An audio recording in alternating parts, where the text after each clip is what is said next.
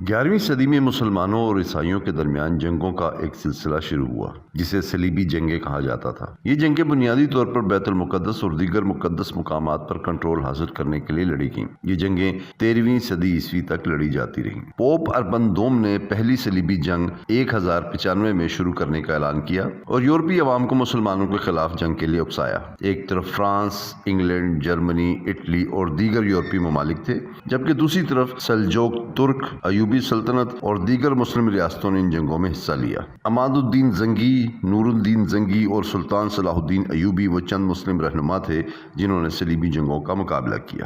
پہلی صلیبی جنگ 1096 میں شروع ہوئی اور 1099 میں ختم ہوئی۔ اس جنگ میں عیسائی افواج نے بیت المقدس پر قبضہ کر لیا اور لاکھوں مسلمانوں اور یہودیوں کا قتل عام کیا۔ دوسری صلیبی جنگ 1147 سے لے کر 1149 تک لڑی گئی۔ اس میں نور الدین زنگی اور دیگر مسلم رہنماؤں نے عیسائیوں کو شکست دی، لیکن بیت المقدس ابھی تک عیسائیوں کے قبضے میں تھا۔ 1174 میں نور الدین زنگی کی وفات کے بعد صلاح الدین ایوبی نے اپنی سلطنت کی بنیاد رکھی۔ دمشق، حلب اور دیگر علاقوں پر قبضہ کر کے سلطنت کو وسیع کیا۔ سلطان صلاح الدین ایوبی ایک عظیم مسلم سپہ سالار تھے۔ آپ ایک کرد خاندان میں 1137 یا 1138 عیسوی میں عراق کے شہر تکریت میں پیدا ہوئے۔ آپ کے والد نجم الدین ایوب ایک معزز سردار اور شاہی افسر تھے جو بعد میں مصر میں اہم عہدوں پر فائز رہے۔ صلاح الدین ایوبی نے بچپن میں عربی، قرآن، فقہ اور اسلامی تاریخ کی تعلیم حاصل کی۔ جنگی مہارت اور قیادت کی تربیت ان کے چچا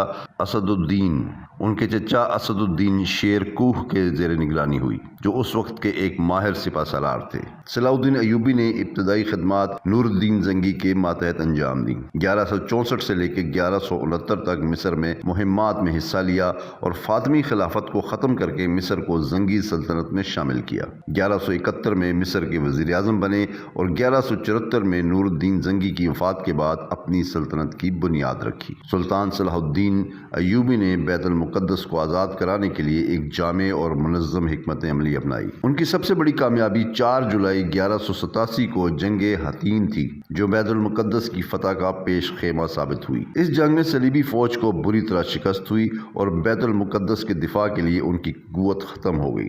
جنگ حطین کے بعد صلاح الدین نے اپنی افواج کو بیت المقدس کی طرف روانہ کیا۔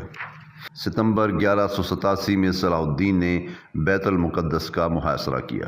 شہر کا دفاع گودفرے خاندان کے ایک اہم فرد بالیان آف ایبلین نے کیا، لیکن وہ زیادہ عرصہ دفاع نہ کر سکا اور 2 اکتوبر 1187 کو شہر کے صلیبی حاکم نے ہتھیار ڈالنے کا اعلان کر دیا اور اس طرح بیت المقدس مسلمانوں کے قبضے میں آ گیا۔ صلیبیوں کے برعکس صلاح الدین نے کسی بھی قسم کے انتقام یا خون ریزی سے گریز کیا۔ عیسائیوں کو ان کے جان، مال اور عبادت گاہوں کی حفاظت کی ضمانت دی۔ صلیبی باشندوں کو شہر چھوڑ کر جانے کی اجازت تھی، بشرطے کہ وہ ایک معمولی فدیہ ادا کریں۔ جو فدیہ نہ ادا کر سکا انہیں بھی آزاد کر دیا۔ بیت المقدس کی آزادی کے بعد صلیبیوں نے منظم ہو کر تیسری صلیبی جنگ 1179 میں دوبارہ چھیڑ دی، جو کہ 1192 تک جاری رہی۔ صلاح الدین ایوبی اور صلیبی رہنما رچرڈ شیر دل کے درمیان شدید لڑائیاں ہوئیں، لیکن صلیبی بیت المقدس دوبارہ فتح نہ کر سکے۔ 1192 میں صلاح الدین ایوبی نے صلیبیوں کے ساتھ ایک معاہدہ کیا جس کے تحت بیت المقدس مسلمانوں کے پاس رہے گا، لیکن عیسائی زائرین مقدس مقامات کی زیارات کر سکیں گے۔ صلاح الدین کی حکومت عدل و انصاف، رحم دلی اور مذہبی رواداری پر مبنی تھی۔ ہمیشہ اپنے دشمنوں کے ساتھ عزت اور احترام کا رویہ رکھتے تھے۔ صلاح الدین ایوبی کے قریبی ساتھی بہاؤالدین ابن شداد اپنی کتاب النوادر السلطانیہ والمحاسن اليوسفیہ میں لکھتے ہیں کہ صلاح الدین نہایت عاجزی اور انکساری کے حامل تھے۔ ان کی ساری زندگی اللہ کی راہ میں جہاد اور مسلمانوں کے اتحاد کے لیے وقف رہی۔ مشہور مورخ ابن اسیر کہتے ہیں کہ صلاح الدین نے صرف تلوار کے زور پر نہیں بلکہ اپنی حکمت عملی اور رحم دلی کے ذریعے دل جیتے۔ صلیبی رہنما رچرڈ شیر دل کے ہمراہ موجود مورخین نے صلاح الدین کو ایک شائستہ اور اعلیٰ ظرف رہنما قرار دیا۔ صلیبی جنگوں پر کتب لکھنے والے مشہور مصنف اسٹیفن رنسمین نے کہا کہ صلاح الدین ایک ایسا رہنما تھا جس نے جنگ کو ایک نیک مقصد کے لیے لڑا اور اس کی رحمدلی نے اسے اپنے دشمنوں کے دل میں بھی عزت بخشی صلیبی جنگوں اور سلطنت کے معاملات میں مسلسل مشغول رہنے کی وجہ سے ان کی صحت متاثر ہوتی گئی۔ وہ ایک طویل بیماری میں مبتلا ہو گئے جو بظاہر بخار اور تھکن سے متعلق تھی۔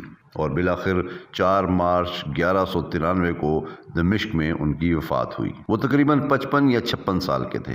ان کے انتقال کے بعد یہ معلوم ہوا کہ ان کے پاس کفن دفن کے اخراجات کے لیے بھی مناسب دولت نہیں تھی۔ صلاح الدین کو مسلم دنیا میں ایک ہیرو کی حیثیت حاصل ہے۔ دنیا آج بھی انہیں عالم اسلام اور دنیا بھر میں عظیم سپہ سالار اور رحم دل حکمران کے طور پر یاد کرتی ہے۔